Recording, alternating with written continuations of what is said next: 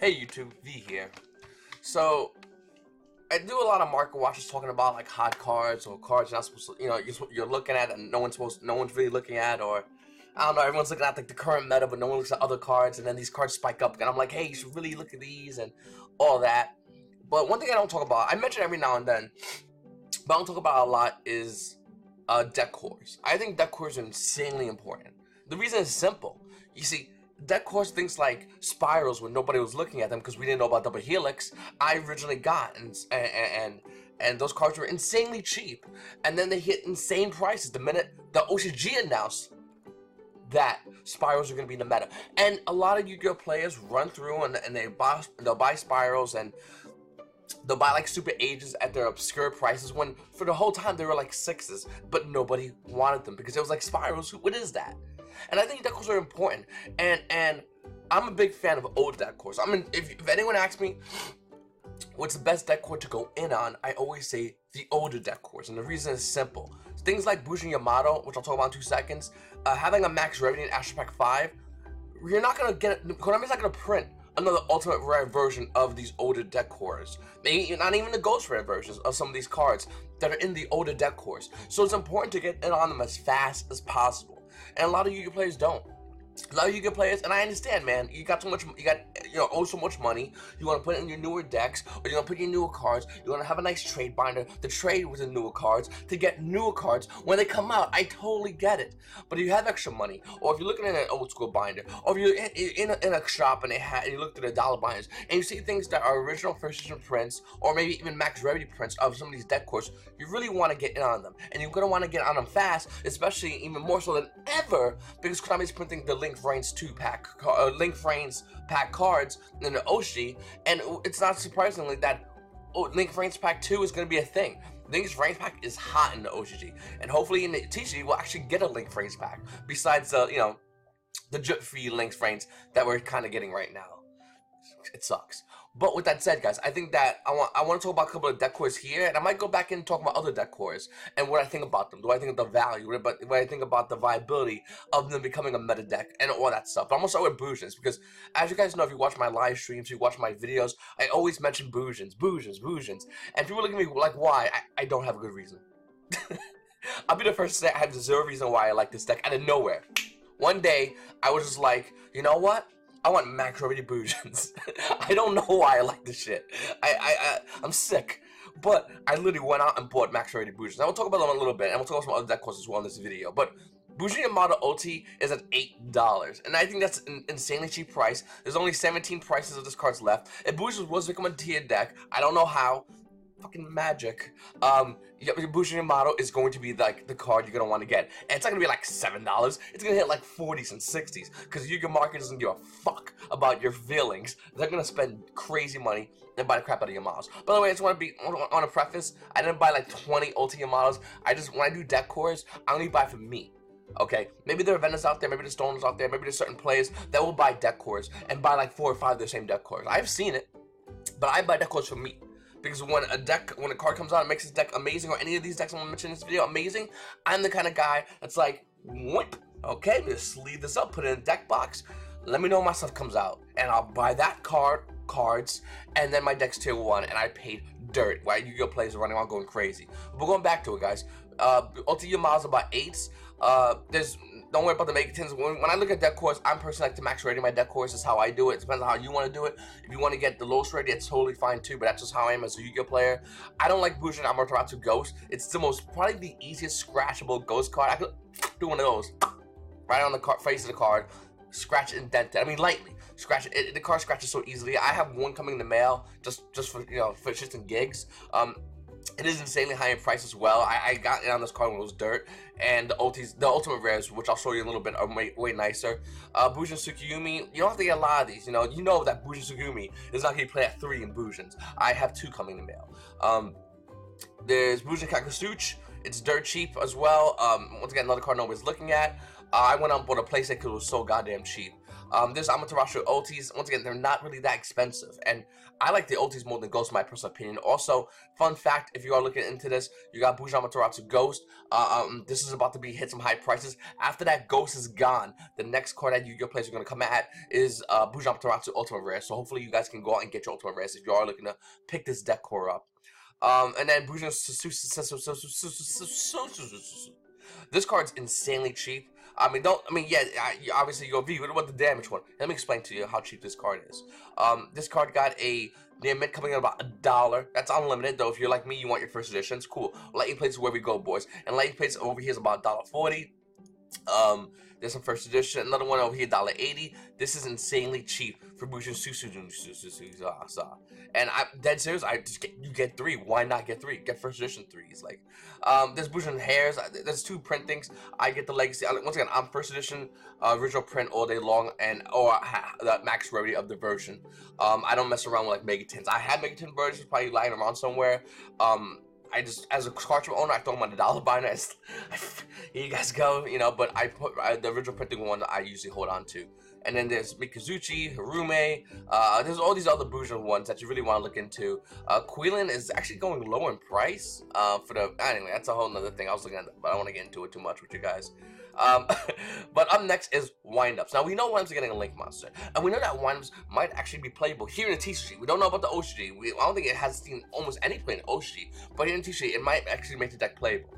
But more importantly, when you're doing deck cores, if you have a deck core and you don't feel it's playable, you can sell the deck core. You know, a deck core that you paid probably about $30 for, you can sell it for a ton of money. Let me give you a great example. Somebody hit me up about 2 weeks ago and said, hey V, I think you should buy Blue Ice stuff. I think Blue Ice is going to be big. I think Blue Ice is going to be good. And I said, okay. He goes, I'm dead serious V. And he actually hit me up a couple of times. I went on and I looked it up. I bought all the Blue Ice stuff, Blue Ice Spirit Dragon, for like $2 and change. Just recently sold my second one for like 15. Alternative dragons, I was buying like 10s and 12s. I've been selling them over 20s all day long. And it's literally just, I was gonna play Blue Eyes, but then Blue Eyes got reprinted in the copy. Everyone knew it was gonna happen anyway. And there might be an ultimate reprinting of Blue Eyes Alternative Dragon, but I was like, screw it, I'm just gonna get rid of the Blue Eyes. I don't want to play Blue Eyes. I kind of want to play them, but I don't want to play them enough to hold on to all this value. That's what I'm trying to say. And the money I put in for my Blue Eyes core, I got that money back and then some on a couple of cards that I just unloaded. And let's be honest with you, if Blue Eyes isn't a deck in this meta, or isn't a deck in Nationals, especially the post-Nationals aftermath, in which everyone sells their stuff at, Blue Eyes is going to be dirt cheap, and I'm going to be the kind of guy who's going to walk in and go, oh, you know what? I'm going to buy alternatives for 4s, and buy them for 4s. The Blue Eyes Shining, what the hell is that card? I found the name already, I sold it. I would buy that dude for like 2s like I did before, and it's just because of when to go in and when to buy and when not to buy, and when to sell and when not to sell. And you can play sometimes get nostalgic. I'm the same way. This game is very easy to get nostalgic in, but you have to know when to do that. You have to know when to sell your cards. A lot of Yu-Gi-Oh players don't like to do that. A lot of Yu-Gi-Oh players like, oh man, Blue Eyes might be good one day, I'm gonna hold all of them. Yeah, but you have 3 alternatives. That's like it's over $60 each. That's $60 for all 3 of them. They're over around 20s. You have this the other Blue Eyes shit that's around 15s each. Unload them. If they're gonna be meta, they're gonna be meta. They're not gonna be meta, they're not gonna be meta. But don't hold that much value because of hype and speculation.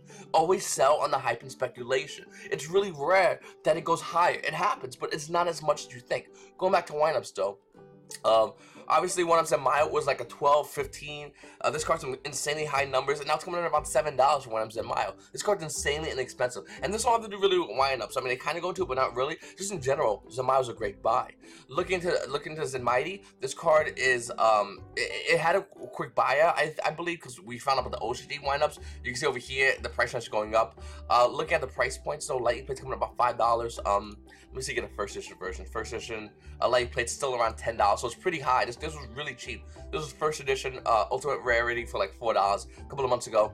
Now it's at about 10. It's kind of misses peak. Rats are still dirt cheap for the Nimitz.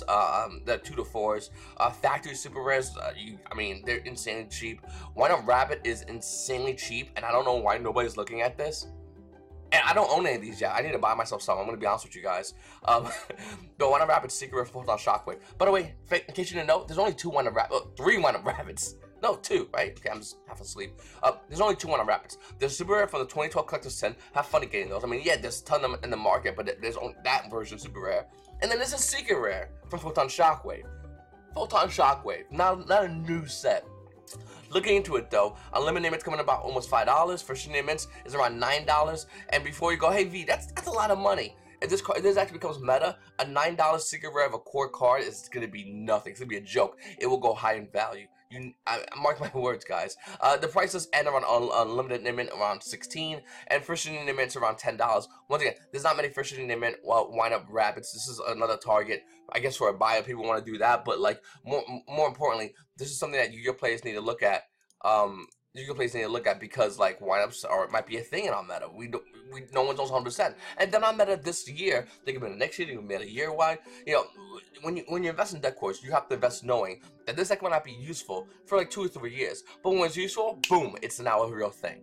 It is what it is. I mean, we've been spoiled a little bit by by getting Spirals out, and then like not maybe within 6 months to a year, it's actually a tier 1 deck, tier 0 deck. We've been very spoiled like that. That with deck cores, it doesn't happen like that. With deck cores, you get decks and you just hold them for a couple of years, and next thing you know, the deck's tier 1, and everyone's wanting the cards, and you're like, that. You run to your whatever you run to, grab that deck core, sleeve that bitch up, add the new card in, and then you're good to go.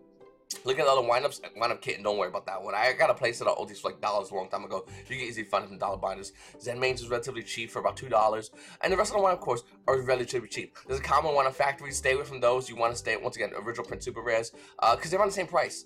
They're on $2 to $3. This is around $1 for extra $1 or $2 each. You get the better version. It's up to you how you want to do it, but that's what I would do. Heroes, no Blackwings. What am I doing? Blackwings. Okay, that's the next one. Okay, so Blackwings. Let's see, let me click on YuGiOh. Blackwings is another core that nobody talks about. Everyone couldn't stop talking about this core when it was relevant. And I'll give you, anyone who wants to argue Blackwings against me, I get it, man. Blackwings haven't done much here in TCG. They had their time, they went away. Then there was a Value Sworn that went away again. They really haven't had much viability. I'm 100% with you. And every time I see something like when the Exceeds first came out, I was a guy going around going, Blackwing's gonna be meta again. Just want to throw it out there, guys. And they weren't.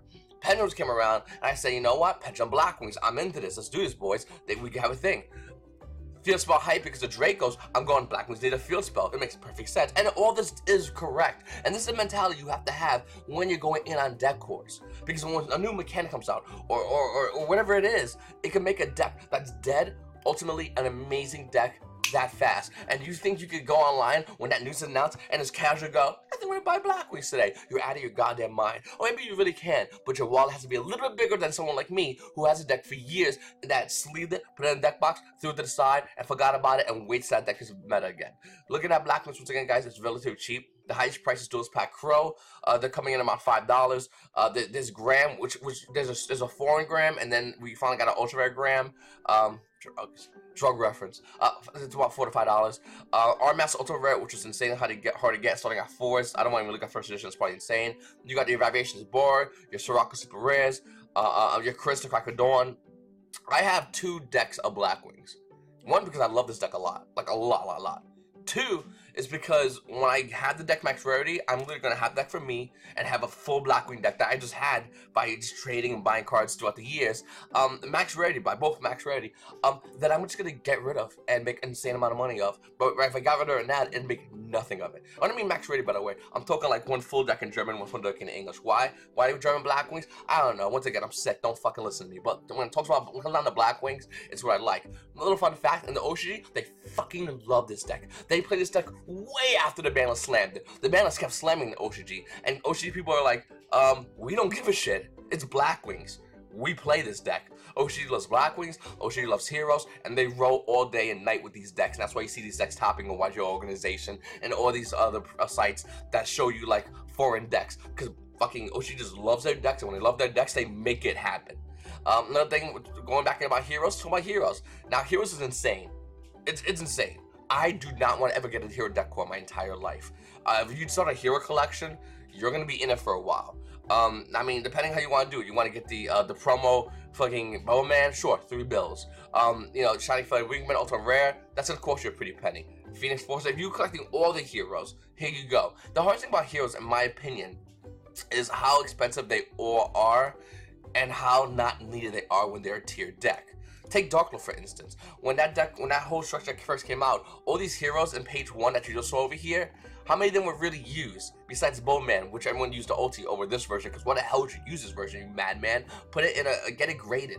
But who really used Shining Flame Wingman? Who really used Phoenix Enforcer? Who really used Shining Phoenix Enforcer? Calm the fuck down. Chaos Hineos, once again, that's a minted card. You don't ever, even damage is 90, it's insane. Who used all these cards for the most part? When this structure deck came out, it was more of the new heroes mixed with a little bit of old stuff, and I think that's something to say when it comes down to heroes. If you are looking to be that Yu-Gi-Oh player that wants to have a deck of heroes, there you go. Spellbooks. Now, so I know Spellbooks had a recent hype, but I know this fucking card eludes me at every price point. I'm saying it's going up, so it goes down, so I can buy 3. It should be $8, maybe even 6. Spellbook of Knowledge should not be this value, and I can't wait to clear Iron Man. It's a secret version of Spellbook of Knowledge. I'm going to purposely go out and buy a playset of Cold Duelist Ultra Rares, burn them, laugh at them, and then just enjoy it, because this card, it eludes me. It's like, if you guys go back to my previous market watches, this card is like my Transmodify card, which constantly eluded me in valuation for years. I constantly talked about that card, and I just couldn't get it right. Same thing with Spellbook of Knowledge. I don't know why it's this high in price. Cold Duelist, really? Spellbook of Knowledge seen a lot of play, really competitive Yu-Gi-Oh players? Calm the fuck down, sell these cards. Anyway, going back into Spellbooks, yeah, Astral Pack 2 Spellbook of Power is about $30, but when it was seen play, it was a lot more.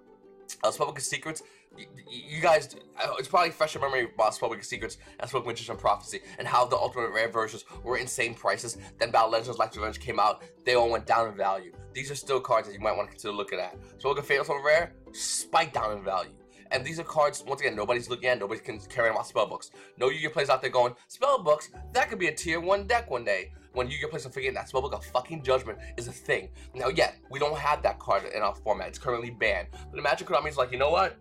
Let's do a line below and put Spellbook of Judgment to 2 and just watch the meta go apeshit. Because if you guys don't know, this card's insane. If you don't know what it is, read it. I don't have time because I have a long video to do, but please read Spellbook of Judgment. It's insane. Look at the rest of the Spellbook cards. They're not hard to get. They got reprinted a lot. They're easy to get. And for the most part, the only one that's going to be a pain in the ass to get is going to be High Priestess of Prophecy, which I can't find. Maybe was she on page 1? High Priestess of Prophecy would probably be one of the hardest ones to get. Not Magic the Gathering. I think I passed it. Well, she's around here somewhere. Oh wait, no. That's why, because I put Spellbooks, and then you got to put Prophecy, because they're basically the same thing. Thanks, Konami. Spellbook, Prophecy, and Lantine Mermaid. I get it, adorable. It's hilarious. Going back into it though, High Priest of Prophecy came out in Return of the Duelist, Battle Pack 2, and I think that's really it. Let me click on it real quickly and look at the price evaluations. She's still around $8, which is really not expensive compared to when she was $30. You know, when she was first out and seeing play. And Spellbooks is still a deck that nobody cares about. Nobody looks at this deck. Everyone looks at Spellbooks and like, Spellbooks, that's ass. Yeah. That one card changes the whole deck mechanic. It makes it from a tier 3 deck to a tier 1 deck tomorrow. That's how insane that one card is and how easy it can make this deck viable. Dark Worlds. Now, before anyone goes, V, Dark Worlds, come on, man. Stop it with your Dark Worlds bullshit. No. Dark Worlds has some insane cards in it that nobody talks about because everyone's too focused on the new insane cards. Pitching cards from your hand, that's insane. Why would you want to do that? Because this fucking deck lives off that shit. Now, yeah, Dark World Dealings is an engine within itself and a lot of other decks, but it originally was seen play in Dark Worlds. All these other Dark Worlds like Silver and Gold, people fucking forgot about their effects. I'm so gonna say, I like play against somebody with the deck and have them watch them read your Silvers and your other Dark World cards. Grapha, oh that thing, yeah, Grapha's pretty good. And due to the fact that nobody cares about Dark Worlds, people when nobody cares about deck and newer decks come out, people forget about the old decks like Dark Worlds, and they have to re-look up what Grapha does. By the way, another fun card is Dark Smog. Another great card in Dark Worlds. Discard 1 free monster from your hand, target 1 monster in your opponent's graveyard, bash that bitch. It's a continuous trap card. The card's dirt cheap as well. It's a great card for Dark Worlds. Great card also on Burning Abyss as well if you want to look into that one. But yeah, overall, great card. And I think the Dark Worlds aren't that far off from becoming a tier 1 deck again. And before you go, V, this deck will never become a tier 1 deck. I'll explain something to you. When Dark Worlds first came out, they were tier 1. Then Dark Worlds died out of nowhere. And no one cared about Dark Worlds because the balance went bleh and Dark Worlds was like, cool, I'm dead, whatever. Then Dark Worlds took our structure deck. And in the structure deck, we got Grapha and all this other silly shit. Dark Worlds became meta again. You telling me a structure deck made a deck that was dead a meta deck? Yes, it happened so many times. Dark Worlds, Monarchs, shit, I'm turning a blank because of my lack of sleep, but a lot of things. Up next, Magical Musketeers. Now, someone's gonna go, V, you said Magical Musketeers is gonna be like Zoo. And I did. I 100% did. And I don't think I was wrong about that. It's just the meta was just too fast. It was too fast for this deck. But here's the funny thing. I think that Magical Musketeers is a highly underrated deck. And if you think I'm wrong, get out of your mind. Sorry about that. I had a text my watch thingy. Anyway, listen.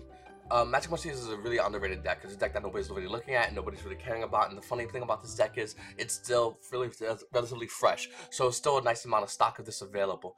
Now, YuGiOh players are going to say, you know, V, this card deck's not good. We have things running around like Pension Magicians that puts on like 4 negates, which I agree. First turn 4 negates, I don't think this deck can beat that. But here's the funny thing. If you make Magical Musketeers and Zone 1 a Starfire, Procker Effect turn 1 and Zone 5 a Castbar, you're in work, boys and girls. Because Zone 1 a Castbar, Zone 5 Starfire is all you need to beat Pension Magicians. Think I'm wrong? Test the fucking deck out. I've been doing it the past 24 hours. It's amazing. It's insane how good that is. And I don't think it's that crazy to see this deck becoming a tier 1 deck. All Konami has to do is lower the power level of all these decks out currently right now, with the upcoming bans that's happening in April in preparation for our Nationals that's happening at the end of June, starting July. I don't think that's insane at all. And look at these cards, they're not expensive. Castbar is almost the same price as Starfire. The rest of these cards are under $1. It's insane how easy you can get Magical Musketeers. Up next, Monarchs. I told about Monarchs before, I'll talk about Monarchs again. Monarchs is a deck that just doesn't die. It doesn't die. When it first came out, it was a meta deck. Back in like Goat format. Is it that old? Yeah, Jesus, it is that old. Back in like Goat format, this deck was a real thing. And then it came out, and then it came back again with the Mega Monarchs. Some YuGiOh players were playing different variations of that, and that was a thing. Then it died again. It died quickly, actually. Then it came back with a Monarch Structure deck, and the Monarch Structure deck had all these other shit, including a field spell that says, in case I haven't forgotten, your opponent can't use your fucking extra deck. That thing. That thing. Yeah, that's a real card. So, due to the fact that that's a real thing, I'm thinking that Monarchs can easily be a deck again. Now, could it be a structure deck that makes them a deck again? Well, it's happened before. It could also be any of these newer cards that's in Links that can make them a structure deck. Now, before you go, wait, Links is an extra deck stops the field spell. Okay, imagine you're Konami. You just make a rat on this card going, if you have 3 of these in your extra deck, fuck that, your field spell is still good to go. It's still activated, so your opponent can't summon extra deck monsters. So in first turn Monarchs, playing Links, and you're still using a good field spell, kind of makes it relevant. Also, Monarchs came on a structure deck, so they're relatively cheap to get. You kind of want to look at that. Another little fun fact, in the OCG, we see Pantheism coming out. Now, can Pantheism come out here in TCG? That'd be awesome if it did. Oh my god, it'd be so awesome, but horrible at the same time. Up next, Cosmos. I talked about Cosmos a long time ago. When I talked about Cosmos, they're relatively cheap. I mean, Cosmos was always around 10s. They're looking still around like 11, 12 still, so they're kind of high. The only high card in the deck, though.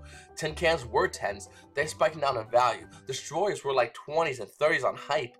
Not talking about the max price, which is insane, but they're starting to come down in value. And I remember buying my Destroyers for 4s, doing a market watch after I bought the Destroyers, and said, you're going to want to buy these at 4s before they hit the $20 market price because one kid topped with them. Cosmos have always been 6s, and they're all right there. Dark Ladies was another $6 card. She's going down.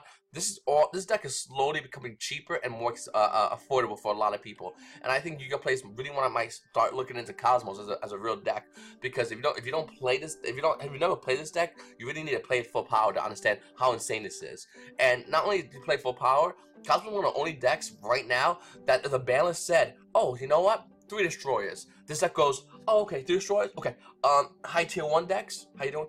I'm tier 1 now too. Masterpiece? What the? I'm Destroyer, Masterpiece, you can't target me. Just can't do it. You know what, by the way? Cosmojos, get rid of you. Get out of here. It's insane like what this deck can do, and I get so excited because I love this deck a lot, and besides my own personal bias as far as how much I love this deck, it is a real good deck. If you don't respect a lot of these decks that I mentioned in this in this video, you're out of your mind, because these decks you have to know their effects for, because if you're playing against the regionals, this deck will mess you up. This deck recently made top 8 with all the limits and all the stuff to hold this deck back. It recently made top 8 in the regionals. Cosmos, watch them, boys. Up next, Tatel Knights. Now, Tatel Knights is another deck that it's hitting a balance. I mean, you have the Nebs, you have not the Lebs, you have Ptolemaeus that's on balance, which really hurt the deck a lot. But Tatels are a really strong deck. Let me give you an example. If Burning Abyss was to become a tier 1 deck, this deck can single-handedly beat the shit out of Burning Abyss. Chernobyl, great. They have a card called Kinsella Diamond that says all Dark Monsters effects that activate in the graveyard don't happen. You're telling me Burning Abyss can fight Tatel Knights? No. This deck is sleeping right now, and all it takes is Konami to make Talon Mace a card that the deck can play, and then this deck will be a main deck, a tier 1 deck, and then everyone playing Burning Abyss, including myself, we now have to look out this fucking deck, because this deck is a problem for Burning Abyss. Mark my words, this is a huge problem for Burning Abyss, and nobody's looking at Talon Knights right now. Great deck to pick up. Another deck, Infernies. Now, besides the fact that Infernies are relatively cheap. I mean, look at first edition mint, Mirage is $4. You're seeing market price at $8. Barrier Secret Rares, which, oh my, I need to buy these. I have the supers and that feels nasty. Secret Rares just went down in price again. Market price is $6. Look at them right now. You got first edition, like, you play for around $6 though, so it's averaging out, but unlimited image around $4.50 roughly. It's insane how cheap Infernies are right now. The dual terminal Necromancers, which you need to get if you don't have my boy, I placed it already, but you need these. There's Archfiends and there's Beetles and there's all this stuff. Infernies is a deck that first turn goes, hand, don't need that thing, slap it on board and beat you with what I have, and it does a great job at it. Now, yeah, Infernies Launcher is hitting the ban list, and it'd be probably a hard notion to think about Infernities Launcher coming off the ban list. But why? We have way better cards than Infernities Launcher out right now in the meta. Are you telling me fucking any of the Pendulum cards, Chronograph or any of that shit is fucking stronger than Infernities Launcher? You're out of your mind. Infernities Launcher is a good card, but nowhere near to the power of all these cards. Diagram in the meta, but Infernities Launcher can't be. That's a great argument that if you want to play Infernities, or if you're looking at the mindset of buying an Infernities core, that's what you need to think. What is the card they have hit, and is it better than what's tier 1 right now? Is it better than what's tier 1.5 right now? No? It's not as good, or it's equal? Then why wouldn't Konami still have those cards hit in the bans and not released? Well, besides the fact that Konami makes the bans really, really badly, is the fact that maybe these cards can't come off, and if they can't come off, you might see some crazy, at the very least, if the deck does nothing, you'll see crazy spikes in the cards' prices because of hyper speculation. And going back to the beginning of this video, you sell into the hyper speculation because you do it smart. Or if you want to play a deck, play a deck. Your choice. You pay nothing for it. Up next, Infernoids. I love Infernoids. I really do. I can't play them for to save my ass. I played them so many times throughout the years. I suck at Infernoids. 60 card Infernoids, 3 grass. Yeah, this guy can't play that shit. I hate playing this deck. But I mean, I hate playing the deck competitively because I lose a lot. But I love Infernoids. I really do like this deck a lot. And it's another deck that it's relatively cheap. Inferno Harmony deck is coming in about like $3 to $4. This card used to be insane a high amount of money. The most expensive card on the deck's like around $4 to $5 for the most expensive card on the deck. So it's insanely cheap to get Infernoids. And you know, even Ulti Anuchu. Actually, no, Ulti Anuchu is around $6, which the market price was around $5 as well. But it's still a cheap deck to pick up, and you know, it's a deck that comes in and out on meta. It's a kind of revolving door deck. It's like it's in the same category as like Monarchs, as like Gravekeepers, as like these other decks I mentioned. It's just a revolving door deck. It just comes in and leaves, at its own free will. Up next, Madolches. Now, a lot of you players are gonna go, V, Madolches will never be a tier 1 deck. Well, when they were a tier 1 deck, they was pretty good. And you're right, they might not ever be a tier 1 deck. Says the guy who doesn't want to pay, you know, $16 on Madolche Magic Lines, which were 10s when I told you to fucking buy it. You know, they don't want to pay this kind of money. Look at Queen Tiramisu Ultra Rare. They don't want to pay that kind of money. Angeles, which were like 4s. They don't want to pay this kind of money, and I get it. I totally get it. You're talking about the deck now because you don't want it to be good, because the deck cores were cheap years ago when I was getting into it. It was cheap a couple months ago when I was getting into it, but even by adding more to my deck core collection. But here's the simple fact about Madolches. Madolche Magic Line came out in Return of the Duelist. That is her only printing. And if Madolche was somehow, possibly, one day, was to become a tier 1 deck, how much do you think a $16 card that's not being seen any play from one set would go? I'm gonna argue pretty fucking insanely high in price. Same with a lot of other these cards, guys. You know, Madolches is a deck that, once again, people don't respect, people don't look at, and the deck's still pretty good. Kind of gonna want to read those card effects. Up next, X-Sabers. Now, out of all the decks I talked about, I like X-Sabers a lot because I like the artwork a lot in X-Sabers. I think the Hyunli has great artwork. If you ever want to see the image, MS Blade, Pashul, Dark Sword Ultis are gorgeous. Look at that. Look at this. Look at this artwork. That is gorgeous on all these cards. And the funny thing about these is they're relatively cheap still. X-Sabers had a little bit of hype a couple of months ago, quickly died down, and the prices only declined more and more and more and more. And I'm the kind of YuGiOh person, that investor, deck core collector, player, store owner, whatever the hell you want to call it. I'm the kind of person that looks at these cards and I go, wait, nobody's looking at these? And they had hype before? and they have no new cards coming out, I want this. Because getting this now means I don't have to go crazy and get it later on if I was to want to play this deck, if it was to become a tier 1 deck. Up next, Gravekeeper Spy. Now, I like Gravekeeper Spy a lot. I think Gravekeeper Spy, Gravekeepers in general are a really good deck. Spice, Champion Pack 3, $31, not so good. I like to max rarity in my decks. I'm not paying $31 for Gravekeeper Spy. You're out of your fucking mind, Go players. Calm down. Go players need... I might do a video about how Go Creepers, Go format and Go players themselves have both ruined and created something amazing. They did it at the same time. That's why Go format is slowly dying. I have 3 Go decks. I love Go format, but it's slowly dying. And I might make a video in the future about why Go players kind of fuck themselves in a nice way, say it. Even though I love Go format a lot. Combinants are still pretty high in price, but the rest of Gravekeepers after that are relatively cheap.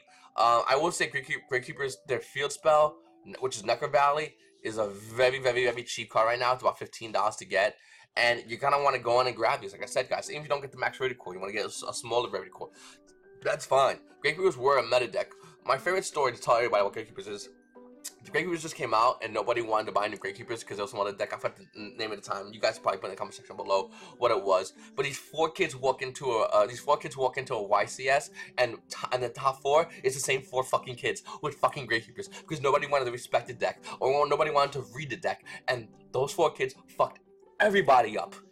Pretty interesting story about a deck that nobody cared about because there was new support, but everyone was focused on something else, something newer, and didn't look at what was already in front of their face the whole entire time. Deck cores are important, and that's the summation of this video, guys. It's about deck cores and how important they are. One more deck core that I'm personally buying in that I want to talk about just because I want to throw it out there is Harpies. Now, Harpies recently had an insane amount of hype behind them in evaluation. I don't know why.